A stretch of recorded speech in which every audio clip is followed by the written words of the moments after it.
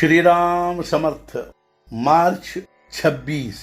गृहस्थी का विषय सुख असली सुख नहीं है। मनुष्य चाहे कितना भी श्रेष्ठ, वरिष्ठ, बड़ा हो, फिर भी उसकी गृहस्थी में कुछ न कुछ कमी होती है। कोई कमी नहीं या कोई त्रुटि नहीं, ऐसी गृहस्थी संभव नहीं। एकाध कोई व्यक्ति या गृहस्थ कहेगा कि मेरी गृहस्थी परिपूर्ण है, किंतु जो गृहस्थी की अवस्था है वैसी बनी रहे, उसमें कुछ न्यून न हो, ऐसी चिंता उसे होती ही है। अर्थात सच्चा सुख उसे भी दुर्लभ है। कोई अति विषयासक्त होगा, उसे शायद चिंता नहीं होगी। शराब की नशा में जो होता है उसे राजा की भी परवाह नहीं होती। वस्त्रों की सुध नहीं होती, वह अपनी नशा की मस्ती में आनंद में होता है। किंतु यह अवस्था तब तक ही होती है जब तक उसकी नशा नहीं उतरती। विषय सुख परावलंबी विषयों पर निर्भर होता है। विषय नश्वर होते हैं, वे हमसे कभी ना कभी दूर होने वाले होते हैं। कम से कम हमें उनसे एक दिन अलग होना है, यह निश्चित है। दूसरी बात यह है कि विषय सुख इंद्रियों पर निर्भर होते हैं। जब इंद्रिय विकल होते हैं, पूर्ण थक जाते हैं, तब उनसे सुख कैसे प्राप्त होगा।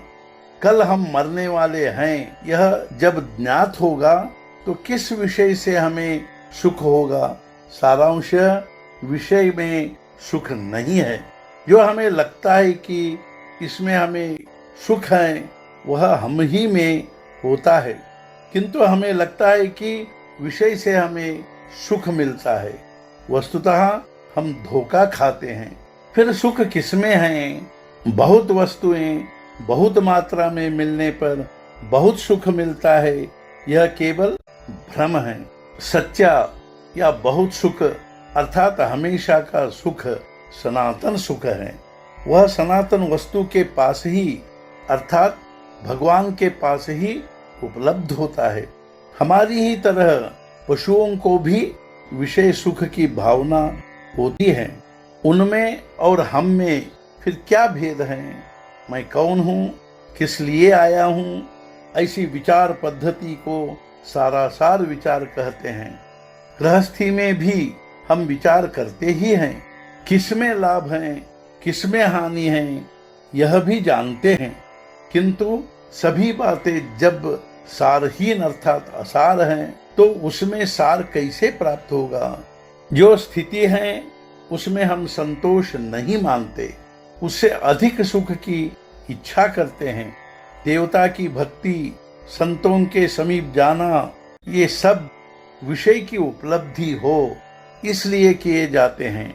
फिर अपनी यह भक्ति विषयों के लिए हुई या संतों के लिए?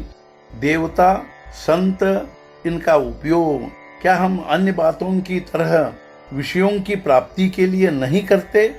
बिल्ली रास्ता काट गई तो हमारा काम नहीं होगा, यह भगवान की सूचना है, ऐसा समझकर हम वापस आते हैं।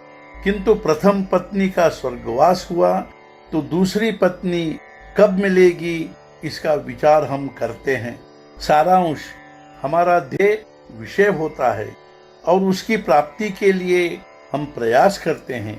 सत्य तो यह है कि जो आदमी गृहस्थी के अपने अनुभव से भविष्य का रास्ता ठीक नहीं करता, वह कभी सयाना नहीं होता। आज का मुख्य विचार, गृहस्थी से सुखी होने का मतलब भगवान का होना। सद्गुरुनाथ महाराज की जय। जय जय रघुवीर समर्थ।